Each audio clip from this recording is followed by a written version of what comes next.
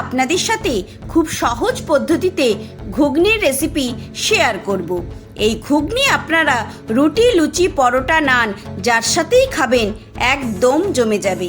আবার এই ঘুগনি মুড়ি দিয়ে খেতেও দুর্দান্ত লাগে। আর এই ঘুগনির স্বাদ হবে একদম দোকানের মতো। দেখুন, দেখে মনে হচ্ছে না যে দোকান থেকে কিনে এনেছি? তাহলে চলুন রান্নাটা শুরু করা যাক। দেখুন, এখানে আমি 250 ঘুগনির মটর ওভারনাইট ভিজিয়ে রেখেছিলাম। দেখুন কতটা সুন্দর ফুলে গেছে। 5 থেকে 6 বার জল পাল্টিয়ে ভালো করে ধুয়ে পরিষ্কার করে রেখেছি। 2টো বড় সাইজের আলু আমি ছোট ছোট পিস করে কেটে নিয়েছি।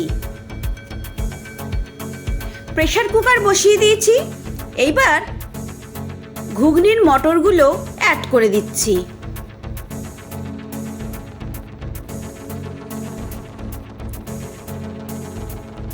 দিয়ে দিলাম পরিমাণ মতো জল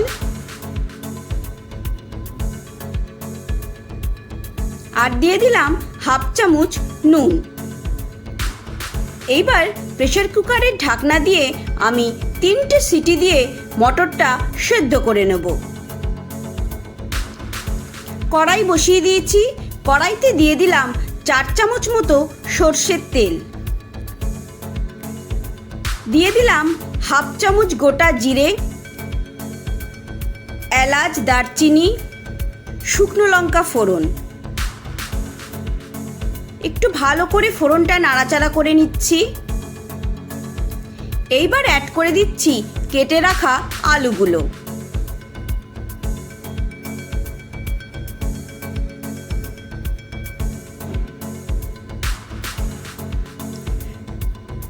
একটু নাড়াচাড়া করে নিলাম। এইবার হাফ চামচ নুন অ্যাড করে দিচ্ছি। আলুগুলোকে খুব ভালো করে ফ্রাই করে নিতে হবে।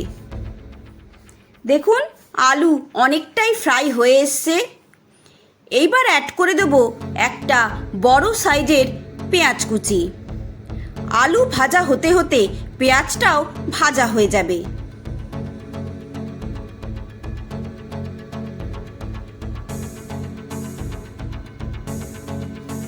দেখুন, আলু পেঁয়াজ আমাদের খুব ভালো করে ফ্রাই করা হয়ে গেছে।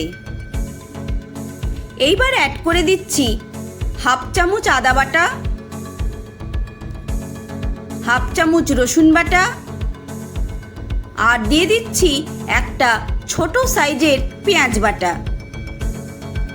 আদা, রসুন, পেঁয়াজ খুব ভালো করে ফ্রাই করে নেব যাতে কাঁচা গন্ধটা চলে যায়।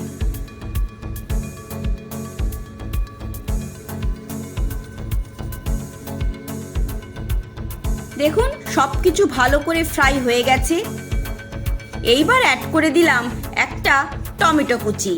আপনারা চাইলে এখানে টমেটো বাটাও ব্যবহার করতে পারেন। দিয়ে দিচ্ছি হাফ চামচ হলুদ গুঁড়ো, হাফ চামচ জিরের গুঁড়ো, হাফ চামচ ধনে গুঁড়ো, হাফ চামচ লাল লঙ্কার গুঁড়ো। কালারের জন্য অ্যাড করছি হাফ চামচ কাশ্মীরি লঙ্কার গুঁড়ো আর দেব হাফ চামচ গরম মশলার গুঁড়ো। এইবার 2 মিনিট মতো মশলাটা খুব ভালো করে ফ্রাই করে নেব।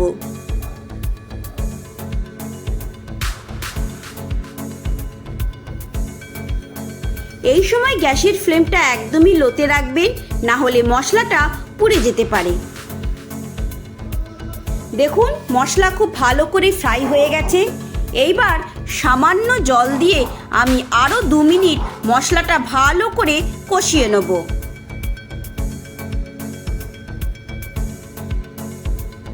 দেখুন, মশলা খুব ভালো করে কষানো হয়ে গেছে। চারিদিক দিয়ে তেলটা ভালো করে ছেড়ে দিয়েছে। এইবার সেদ্ধ করে রাখা মটরটা অ্যাড করে দিলাম। আরও 2 থেকে 3 মিনিট মশলার সাথে ভালো করে আমি কষিয়ে নেব। দেখুন, খুব ভালো করে কষানো হয়ে গেছে। এইবার অ্যাড করে দিচ্ছি পরিমাণ মতো জল। আমি যে জলটা দিয়ে মটরটা সেদ্ধ করেছিলাম, সেদ্ধ হয়ে যাবার পর সেই জলটা আমি আলাদা করে রেখেছিলাম, না হলে মটরটা মশলার সাথে আমি ভালো করে কষাতে পারতাম না। সেই আলাদা করে রাখা জলটাই আমি অ্যাড করে দিলাম। ভালো করে একটু মিশিয়ে নিচ্ছি। এবার ঢাকা দিয়ে আমি 10 মিনিট রান্না করে নেব, যাতে আলুগুলো খুব ভালো করে সেদ্ধ হয়ে যায়। আমি হাফ চামচ নুন অ্যাড করে দিলাম, কারণ নুনটা একটু কম ছিল।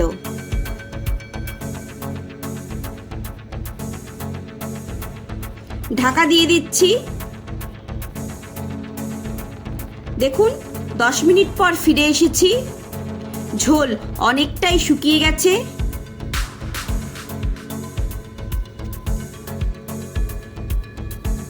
আর আলুও খুব ভালো করে নরম হয়ে গেছে। এইবার আমি অ্যাড করে দেবো 1 চামচ ভাজা মশলার গুঁড়ো। এই ভাজা মশলার মধ্যে আছে গোটা জিরে, ধনে, মৌরি, শুকনো লঙ্কা আর গোলমরিচ।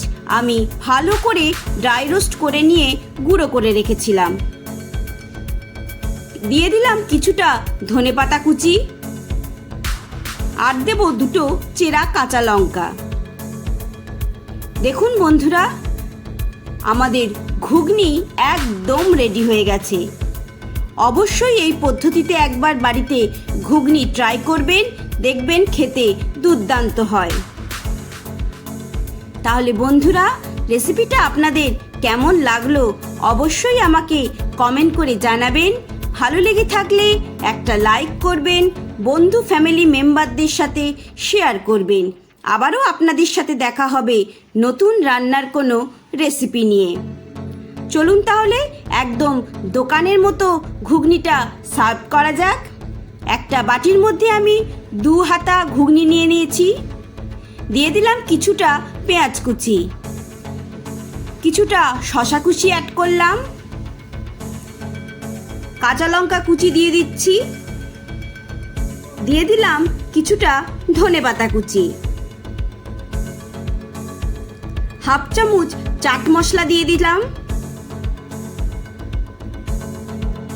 অল্প করে রেড চিলি পাউডারও অ্যাড করে দিচ্ছি, আর দিয়ে দেবো কিছুটা লেবুর রস।